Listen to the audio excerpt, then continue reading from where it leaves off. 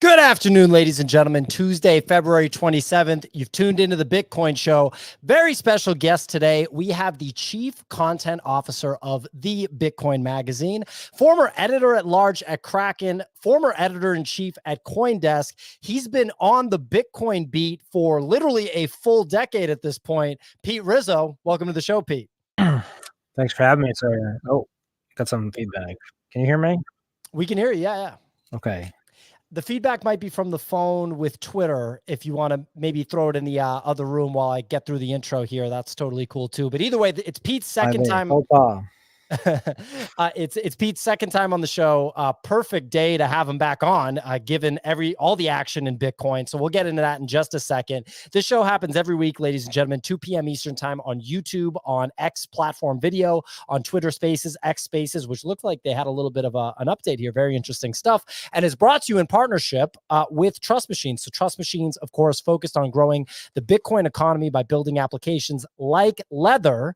Ledger, of course, being your go-to self-custodied, open source and audited wallet, allowing users to secure and manage Bitcoin, Ordinal, Stacks L2, and other Bitcoin secured assets like BRC20 tokens. So check out the Ledger wallet. Ledger is Bitcoin for the rest of us. For more information or to create your wallet today, go to ledger.io. If you're listening on Twitter Spaces right now on X platform, you can see at LedgerBTC as the co-host of the show. Definitely check it out. Again, it's by Bitcoiners for Bitcoiners. Ledger wallet, ledger.io. So Pete, if we're going to dive into this here, I think you have to say that the ETFs are probably the biggest story in Bitcoin right now, especially after yesterday's record day. Last time you were on the show, it was, I think, even before we were talking about BlackRock filing for an ETF. I'm not even sure if we dove deep into that last time. Clemente pulled up this chart that was tweeted yesterday by Eric, the ETF analyst over at Bloomberg. Wild stuff here. Is it safe to say that even our most bullish predictions have been blown out of the water with these ETFs? Well, if you remember correctly, I was not super bullish on the ETFs at that time. I was expecting that there might be some headwinds. I am still pretty shocked that the ease with which we were able to get that approval, and really just what the reaction has been. Yeah, I would say it's been far and away above expectations, just in terms of the velocity, especially now a couple weeks in, right? Usually, you have a sell the news event, you get the doldrums, but I think yesterday we saw all-time high inflows and minimum outflows now from GBTC, which I think we touched on last time, which was essentially where all the captured institutional Bitcoin was. So yeah, I would have to say that in contrast to maybe expectations, this was categorically different than adding another exchange. You're really adding a huge source of demand for Bitcoin. It seems like of course we'll see if that turns in the other direction. There's maybe some additional sell pressure if there's a negative event, but feels good right now before the halving. I mean, this time at the last halving, price was 8K down from 20. So completely insane. Do you think we could see an all-time high before the halving? I mean, at this point, we're only like 12K away from it. It's pretty wild. Yeah, I mean, look, certainly in play. I mean, I think you're probably missing some of those traditional FOMO factors, but you have to kind of wonder at this point whether the whole market is just categorically shifted with the ETF, and this is just kind of a new, source of demand we haven't seen. I would say, like, look, I've been pro Bitcoin cycles, kind of not thinking would see all-time highs before the halving, but there's a decent argument at this point that the last halving was just, or the last Bitcoin all-time high might have been suppressed. Maybe we should have been higher. Maybe we see Bitcoin go up, before the halving. I don't know. Look, I mean, I think it's happy to be bullish, happy to be up. I think beyond that, I try not to read too much on the price specifics. Yeah, I feel like that is, that take right there is kind of reflective of how long you've been covering the space and covering Bitcoin. It's very sober and, not getting too high or too low, so to speak, because of all the boom and bust cycles we've seen. I mean, do you think that this changes our kind of traditional cycles in a significant way? Because in theory, the people that are buying IBIT aren't like degens. I mean, I think that it's safe to say, like, if you're buying IBIT or like FBTC or even Burr or one of these ETFs, it has to be someone that's at least somewhat of a TradFi investor. Like, for example, in my mom's brokerage accounts, I've been buying IBIT, right? She has a long time horizon. I'm not day trading my mom's capital. And I think about, people that come from TradFi, versus the kind of traditional crypto degens that have been responsible for the boom and bust in many ways over the past decade. I don't know, like, are we looking at a much different kind of Bitcoin cycle moving forward in your mind? Yeah, that's a tough question. I mean, I think we always like to say this time is different or there's some structural change, right? I think we saw the last time with, the same question was asked of the companies buying and putting it on the treasury, right? So you had MicroStrategy, Square, Tesla. there was a huge amount of Tesla as well. And there was kind of a thinking that this would be this groundswell of companies like buying and adding demand to treasuries that we never saw.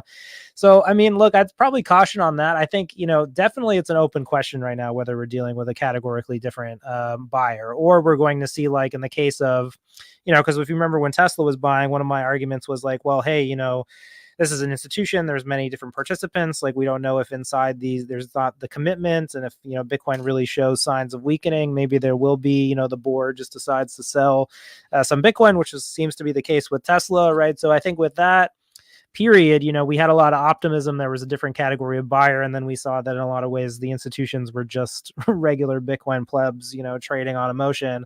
But that said, look, I mean, there's a lot of reasons for optimism. I've been open in saying that, I'm sticking with my Bitcoin cycle theory. It's gotten me this far. If there is an all-time high before the halving, I would consider that thesis pretty much invalidated, right? Like, we're probably out of this, the period where Bitcoin is going to kind of just be cyclical based on, supply demand dynamics, because I think, you're seeing at this point that there's just a different category of demand, right? More confidence in the long-term security of the asset, more confidence that it's a long-term bet.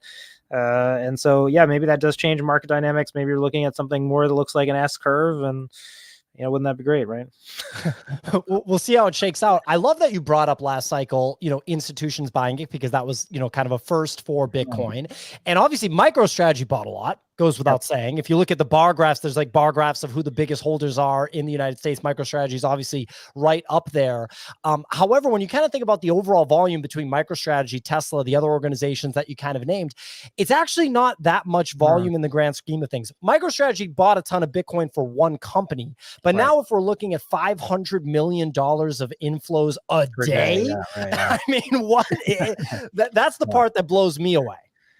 Yeah, for me, I think the question is like, who are the buyers on the other end? What kind of funds are these getting rolled up in? Again, I think this just really speaks to the confidence in Bitcoin as an asset. And I think this is really just across the whole spectrum right now, right? I think David Bailey, CEO of Bitcoin Magazine, tweeted earlier today. He said, demand from crypto, demand from retail, demand from sovereign wealth funds, demand from ETFs. You're just seeing this kind of across the board, like confidence in Bitcoin as a long-term asset, confidence in the decentralization of the blockchain. And that confidence is just driving demand from essentially all corners, it seems. And, I'm excited about all of them, in terms that they're driving demand, right? That's what we should want as Bitcoin investors who see where this is going. So absolutely. And last ETF question, is there, like, to you, is there any reason why you would be buying like IBIT or something as opposed to spot self-custodied Bitcoin? Absolutely not. No. I mean, I was saying it the other day. I think it's odd that if you want to get into kind of maybe the more funny kind of aspects of the Bitcoin culture these days, I do think it's odd that this is something I didn't tweet, but I think it's definitely true. It's, if you think about the average Ordinals buyer versus the ETF buyer, only one of them has a cryptographic claim to real Bitcoin. Right. Right. So like, who would you rather, which is the preferred mechanism for buying Bitcoin? I don't think the ETF meets those qualities, yet for some reason it's kind of broadly seen as being a very bullish thing. So I mean, look, I think there's a lot of reasons to be skeptical at this point. Certainly a lot of Bitcoin is ending up in the hands of institutions that are easily identified, easily manipulated, easily hit with regulatory actions. We've seen a lot of cases in Bitcoin where something has seemed very bullish and turned out not to be the case. So look, I think right now it's good. It's driving the narrative. It's driving attention. Is it the best vehicle for onboarding a large number of people to Bitcoin? I would say emphatically not, right? We've added essentially 10 large Coinbase accounts, and I think that's probably the best you can say. Pretty much. When I think about it, the only reason I could see like a true Bitcoiner electing to buy IBIT is because at this point, let's say it's a Bitcoiner that happens to also be obsessed with buying real estate.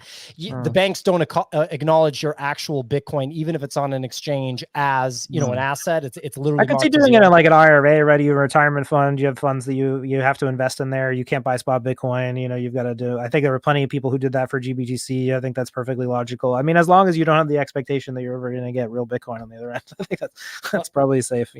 Exactly. So moving on, you had a huge appearance on the What Bitcoin Did podcast, or at least I view it as a huge appearance. I don't know what the actual viewership of it was, but I really enjoyed it. Discussing ordinals with Peter. And so you and I talked about ordinals last time on the show, and I feel like at that time you were sort of trending in the direction of kind of going pretty deep on just understanding it. And then the show with Peter, I think went pretty viral on Twitter because of your perspective of like, TradFi does not have any incentive to have a maximalist perspective on Bitcoin. And, just kind of going on where it's like the incentives kind of don't align with maximalism right now. Are you sick of discussing whether Bitcoin ordinals is a good or a bad thing for Bitcoin? There's a lot going on there. No, I mean, I think that I've been very interested in ordinals since the beginning, right? I mean, it was a very clear narrative violation just in terms of, it was something that previously we thought was impossible on the base chain. And it was something that became, widespread, right? We saw a multi-million-dollar market kind of appear from nothing. It was very obvious that was bringing in new participants from traditional crypto or, non-Bitcoin crypto, and that there was net new participants entering the Bitcoin ecosystem, right? And I think that, for myself, I think I was originally like pretty challenged by ordinals, right? I kind of had the same reaction a lot of people did, which was like, oh, this is going to kind of open the floodgates for a lot of things that are maybe, maybe we like not having in Bitcoin. But look, it's permissionless system. I've been a huge advocate for Bitcoin Magazine's kind of movements towards that. I think you mentioned with Kraken as well. I still work with them, and I think they've got some exciting announcements coming up in terms of this front, in terms of what you might see there. And I think for me, I just think demand is good for Bitcoin. Users are good for Bitcoin. And I think I found myself in an odd place where I think that, I'm just acknowledging the reality that ordinals exist, right? Like I didn't create them. I'm not responsible for the ordinals protocol. If I came out tomorrow and said that ordinals were trash and that everyone would sell them, that doesn't have any impact on the ordinals market, right? So I think that, there's what I've been a little bit upset with is that I think within the Bitcoin kind of only Bitcoin maximalist kind of hardcore Bitcoin circles, it's become kind of like a misnomer. It was a misnomer very early on to really talk about or acknowledging it. And I think that's what really kind of bothered me, because I think we should be learning about Bitcoin. We should be trying to like kind of figure out what's happening and come to it with like a pretty reasonable approach, right? Like I kind of went in skeptical when ordinals launched. I did my due diligence. Like I went into the forums and kind of looked at the projects. I talked to the people who were joining them. Again, I saw that it was driving net new users to Bitcoin. I saw that those people were using wallets and services that were, previously pretty dormant or not being used. And I mean, look, I think that those things are positive. I mean, again, as somebody who has kind of always seen that always thought that the crypto side of the ecosystem would collapse back into Bitcoin, I don't understand what what the big shock was that it might be occurring, right? And again, I think you can debate whether that is what's happening, but I think between ordinals now, since we've last talked, BitVM, like a tremendous advance. I mean, you've had BRCs, you've still got Taproot assets coming up this spring, which it looks like companies are getting ready to add, which would bring stable coins to Litecoin. So I think you're really starting to see this, whatever is happening here. I kind of look at those four things. There's kind of like essentially four big narrative violations that are kind of changing how people think about Bitcoin. And I'm trying to approach those things with an open mind, because again, I would like to learn something from this period of Bitcoin. And I don't think there's anything that we gain from being particularly antagonistic, right? So I think that was really what I was trying to break the veil with Peter, because I think and I think we talked about this on the show, there has been this sort of like taboo where it's like, you can't talk about it, or if you talk about it, people feel like that they have to defame you for that or something. I found that to be unpalatable, like more than just, you know, anyone having a negative opinion on ordinals, which I think is totally fine. Yeah, exactly. To me, it's like the nuance. You have to be able to have a nuanced conversation about it. I totally understand if somebody is a longtime Bitcoiner and to them, the idea of taking, you know, hard money Bitcoin and turning it into essentially the most speculative investment you could possibly think about, which is like a single Satoshi with an inscription of an image, whether that the play on that is a fine art play, like you're saying, this is the new Picasso, only the digital version. Maybe it's a collectibles play. This is the new Babe Ruth rookie card, except it's a digital version, or a kind of like startup play where it's like, this is the one digital asset put out by the new startup company that I believe is going to grow. I completely understand the perspective of like, I'm not going to pay a half a Bitcoin for one Satoshi for the most speculative kind of gamble of all time. But going against the whole architecture and to imply that it's not possible for a new architecture to be built on Bitcoin and for there to be demand for that, and for that demand to, you know, kind of influence more just action and volume on the Bitcoin blockchain. That's the part where I'm just kind of like, you sort of have to acknowledge the second thing there. I completely understand if someone doesn't want to participate themselves and turn their hard money into an insanely speculative investment, but I feel like you have to be able to have a conversation about the architecture. Yeah, I mean, to me, very early on, it was also very similar to, you know, early on dark markets were like a really big thing in Bitcoin. You know, it was this idea that Bitcoin would be used for private payments and for sort of all sorts of, you know, not just gray market activities, but black market activities, right? That was like kind of huge prevailing narrative. And, you know, did it matter that what didn't end up being true? Because certainly a lot of people onboarded to Bitcoin with that expectation. They were participating in that use case, and the end result was that they ended up owning Bitcoin.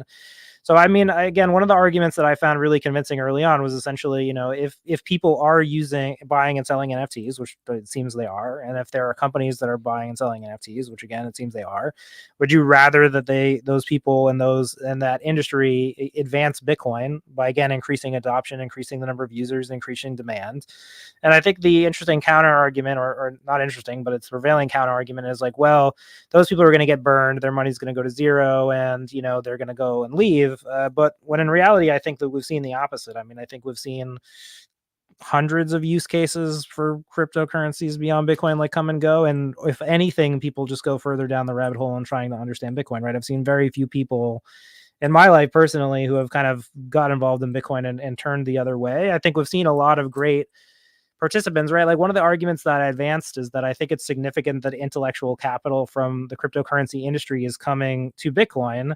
And I think that's a sincere argument because when I look at the kind of people who are in Bitcoin today who have a high standing, they seem like they've also taken that journey. Peter McCormick, somebody who was speculatively trading cryptocurrencies, now has a Bitcoin only podcast where he talks about and evangelizes it around the world.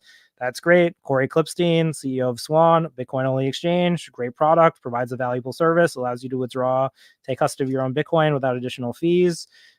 Somebody who participated in an ICO for a failed cryptocurrency, who probably one of the ones that delivered the least in terms of actually working products against its roadmap, but in Bitcoin providing a valuable service. Giacomo Zucco, again, somebody who's built a token standard, the RGB, which has not been widely adopted but still available, still works. Some people are very bullish on it.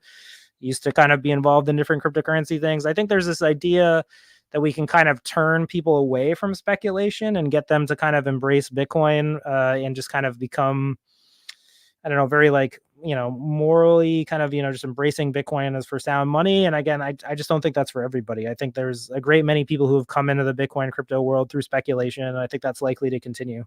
Very well said. I pointed out earlier that this show is done in partnership, with Leather, for example, with Trust Machines. These are builders that are building on Bitcoin. You just mentioned some other businesses like Swan Bitcoin and others. Obviously, you work at Bitcoin Magazine. How much do you pay attention to the entrepreneurship side of Bitcoin? People actually building, technology products and building businesses on or around Bitcoin. And I kind of want to dive into the current state of affairs there. But how much is that something that you focus on? Yeah, I mean, that's a great question. I certainly love to learn more. I mean, I think for me, I'm primarily digging into like the history and kind of, if you've seen my threads on Twitter, it's been kind of mostly focused on the early Satoshi emails and how that changes how we think about Bitcoin. In Yep. terms of the companies, I recently got I think spent a few days, there was a kind of an unconference like in Dubai where people were kind of really talking about Bitcoin L2s. I got a number of like really great sessions where I was people were talking about all the things that BitVM can unlock and what those L2s might look like on Bitcoin.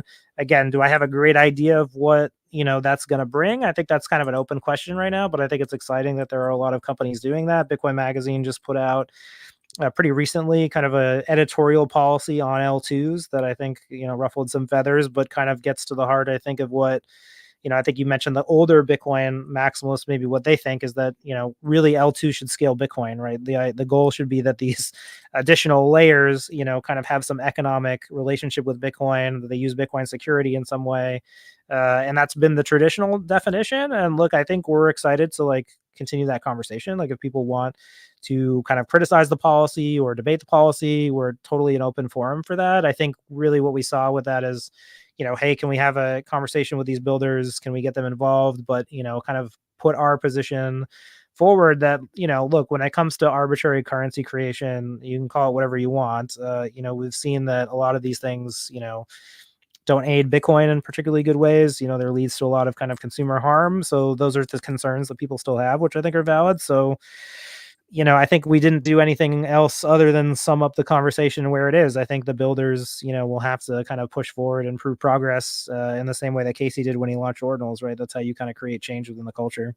Yeah, it does feel like right now is a pretty significant time in that world. Obviously, Lightning Network was kind of the name that was brought up. Like last cycle, for example, I think the only layer two that I really kind of heard about discussed, really in a big way was Lightning.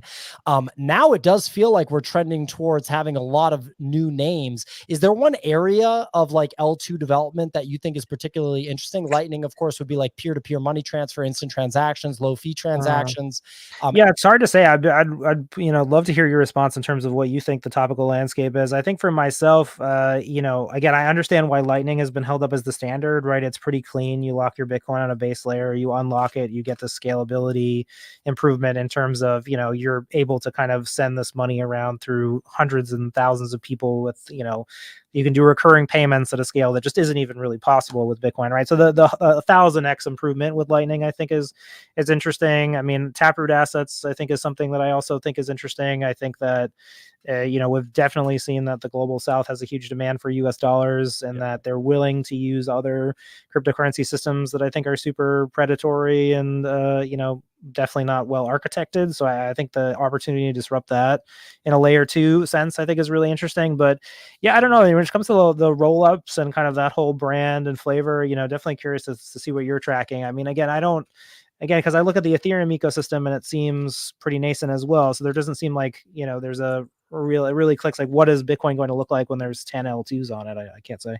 Yeah, exactly. I mean, what comes to mind for me is really besides peer to, Lightning, what Lightning is trying to solve, right? And obviously, I think when you ask somebody what is not working with Lightning, they talk about like, for example, right now, my understanding is, and I'm not a technical person, I'm not a software engineer, but my understanding is you couldn't have the entire world functioning on Lightning right now. It's not ready for that level of scale. And that's the sort of problem with Lightning right now, is that it isn't ready for like a global level of volume.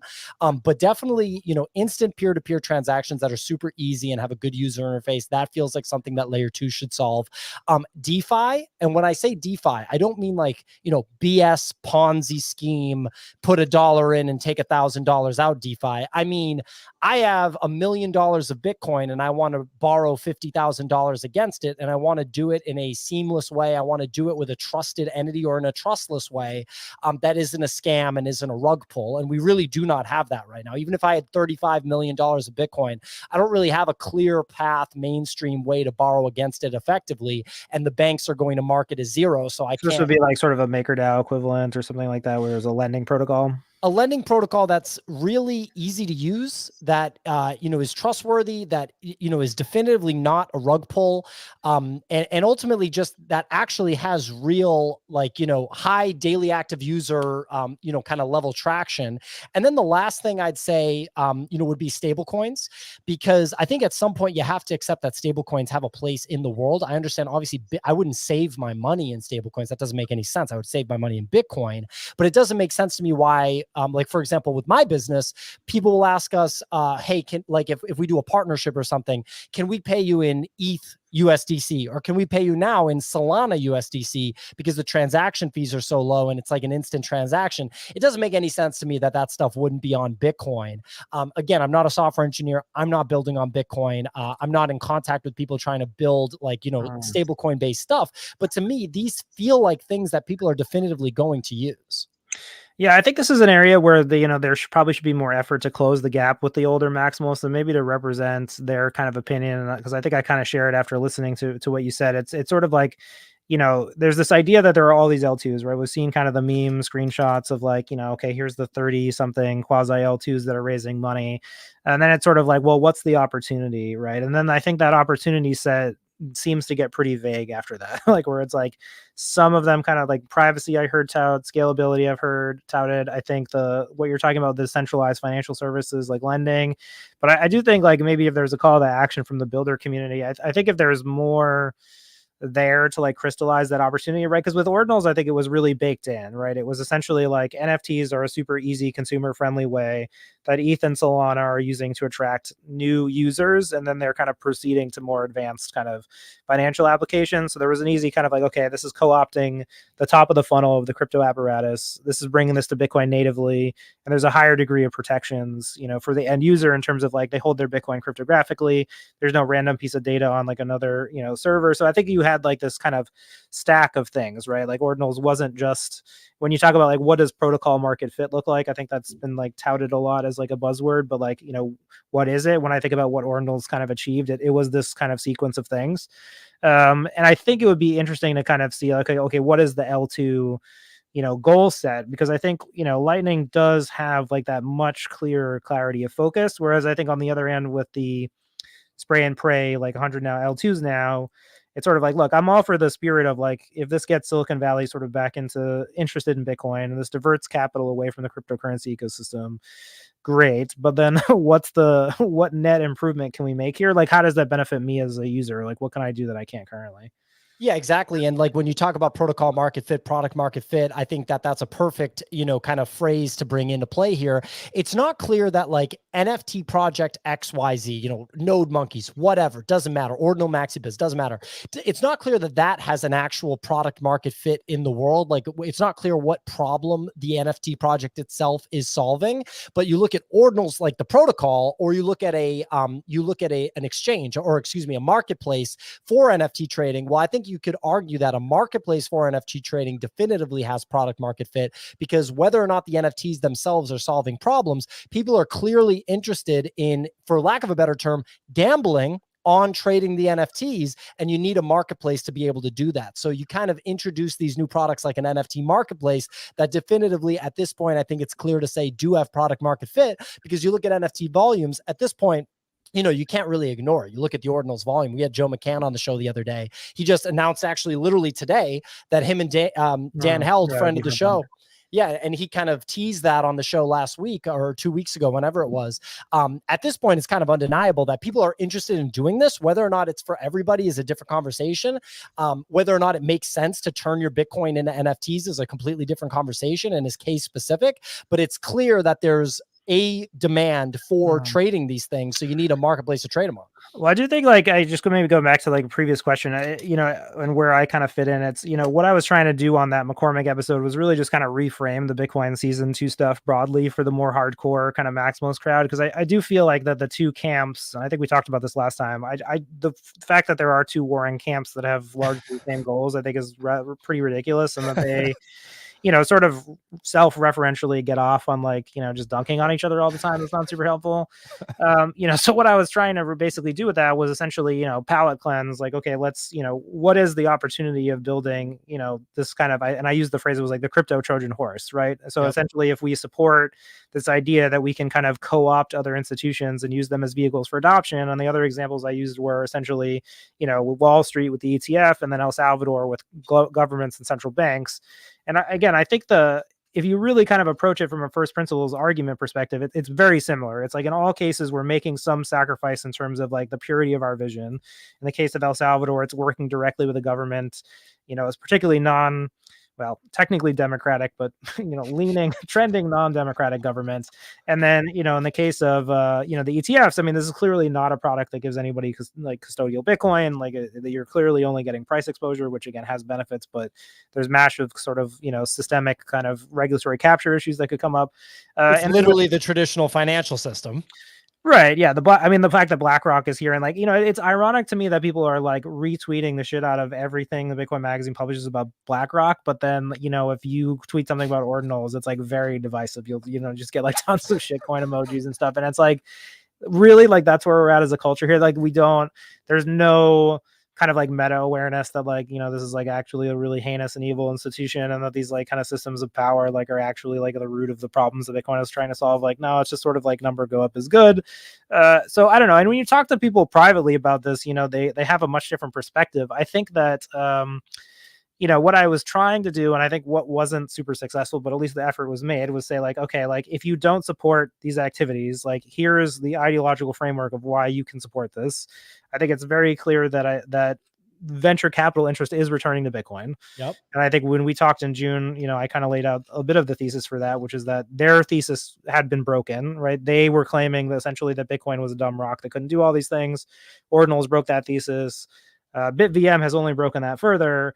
And I think if I was a crypto VC, my question would be like, am I hedging against this? Am I betting against this? And I think it'll be interesting to see, how the crypto capital apparatus kind of evolves. Obviously, we have to make more inroads there. But, then on the other hand, you have, Justin Sun's announcement that Tron might become a Bitcoin L2 somehow for like reasons that aren't clear. So I don't know. There's definitely a lot. It'll be interesting to see what shakes out.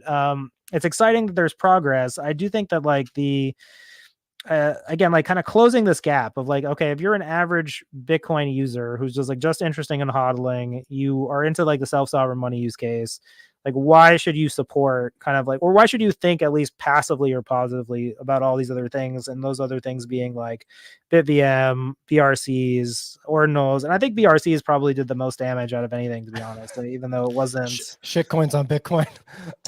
Well, that's why I'm excited. I'm interested to see what happens at the halving with the launch of runes and kind of the second wave of token standards, because I do think that, BRC is a pretty poorly architected standard. I mean, look, the guy did it in one night, like, well, he was just messing around, like, no harm, no foul, I guess. But, as an ecosystem, we probably should support a move towards something like more sustainable, right? Obviously, there's some product market fit for these kind of things where there's companies doing them. I mean, again, I don't know how sustainable they're going to be, but I don't know. I'm interested to see what happens with the token standard route. I mean, I don't see a huge net improvement like with BRCs. That's the way that I saw a net improvement with ordinals. But it's a free market, so I mean, we'll see what plays out, right? Yeah, very fascinating sector of the market. Hard to kind of understand and predict, in my opinion, for sure. You brought up El Salvador. One of my questions I was going to ask is, to you, what is the most interesting, kind of thing happening in Bitcoin outside the United States? Is it El Salvador? President Nayib Bukele in his landslide victory, as you kind of, had a tongue-in-cheek response to. Argentina, this new, I'd call him a libertarian, or definitely not a Bitcoin president, that's for sure. Yeah, definitely not a Bitcoin president. I think that's very clear.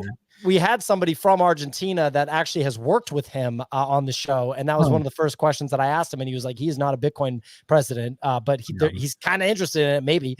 And then also, I guess Africa would be another place that that comes to mind. Right? Yeah, I think you saw Strike kind of launch their service in Africa today. I think there's going to be a big push from the Lightning companies broadly to get more involved in stablecoins on Lightning, or stablecoins just through some other type of protocol. And I think that it's going to be ironic watching a lot of Bitcoin only companies that have sort of marketed themselves with the moral qualities of Bitcoin sort of start engaging in like a marketing push that is, essentially going to be pro dollarization, right? Like, because that's always been, that was a weird undercurrent of the last cycle, right? You had this idea that like Bitcoin maximalism, Bitcoin great, but also dollarization good, right? And so I think if there's a legitimate divide between kind of like the ordinals people and the Bitcoiners, it's weird to me that that's gotten so much attention when like the dollarization question seems like a lot more core to Bitcoin, right? Like Bitcoin was established as a way to, oppose kind of fiat monetary institutions. And then when you look at the current methods of dollarization right now within the crypto ecosystem, they're all, Tether is one of the largest net buyers of US dollar treasuries. I mean, they're essentially an extension of the current system in just about every way. I don't really understand why that's not a controversial thing, or like people aren't talking about it, because again, it seems like Tether is broadly seen as positive for Bitcoin. When the argument that I've made is essentially like, Tether is net taking transactions away from Bitcoin. Right. It's taking payments that would have occurred in Bitcoin because Bitcoin has a global payment and settlement layer, and settling them in another asset, in this case, a piece of data that is backed by a US Treasury. And that seems net negative. Whereas some of these kind of other protocols, these season 2 protocols, are taking transactions away from other cryptocurrencies. And there's some adding transactions to Bitcoin, and they're paying for that settlement and they're paying for that activity, and therefore they're helping the ecosystem grow. So I don't know. There's a weird imbalance right now, I think, in terms of like holistically what is good for Bitcoin. And I think the conversation right now is just really, for lack of a better term, like kind of, just messed up. Like there's a lot of like false equivalencies and like random moral grandstanding for reasons that aren't clear. It's fascinating to watch, like from a psychological perspective. But in terms of like getting to a cohesive narrative, where like in the last bull market, it was, people kind of felt like we're on the same page, we're kind of moving forward. I think we're a long way from that. And I think like some of these problems are probably good to work out, right? Like, I mean, some of these things, like if we can build a better stable coin on Bitcoin, then I mean, shouldn't we try? Like that seems worth doing. Yeah, absolutely. I was going to say, do you think like a product actually getting proper traction would be the thing that, kind of stabilizes those conversations a little bit?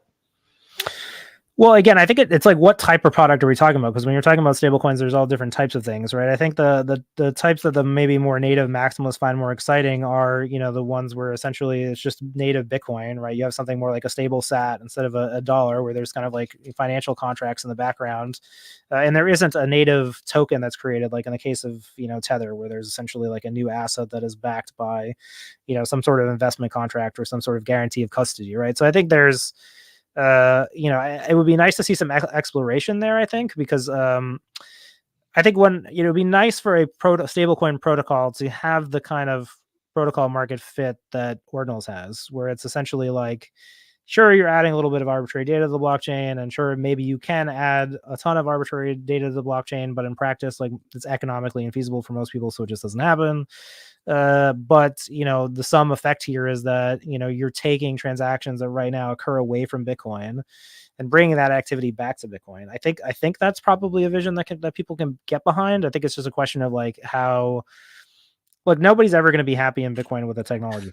I think Ordinals essentially proved that. That was my takeaway from Ordinals, is that like, if you can't be happy with like the way Ordinals was designed, even if you don't like NFTs, then I don't know what to say, because it's essentially like, it's probably like one of the better ways that it could have been designed. I think most of the Bitcoin core developers have essentially alluded to that, saying that sure, it's a hack, but anything that we could do would be much worse. And this has some positive qualities, or at least neutral qualities, right? I think that'd be positive. So I don't know. I would like from the season 2 era to get to a point where we're talking about protocol development in like a healthier way. I think you mentioned stacks, which is a bit like kind of on the outside looking in a lot of respects, for like trying some things, maybe earlier than the market was willing to accommodate them. But seeing them kind of get in the conversation as well, I think is interesting. Like, there's a lot of problems here to solve. I think that conversation is probably beneficial, right? And it's probably something we can put aside our differences for a little bit to figure it out. Yeah, definitely complex. Definitely probably comes with the territory when you think about revolutionary new technology in a social media age. Shifting gears a little bit to, I guess I'll call them Bitcoin equities, Coinbase, MicroStrategy, mining stocks. How much do you pay attention to those? I mean, Coinbase opened at $208 today. Pretty No, much no. not at all. Yeah, no, sorry. Yeah.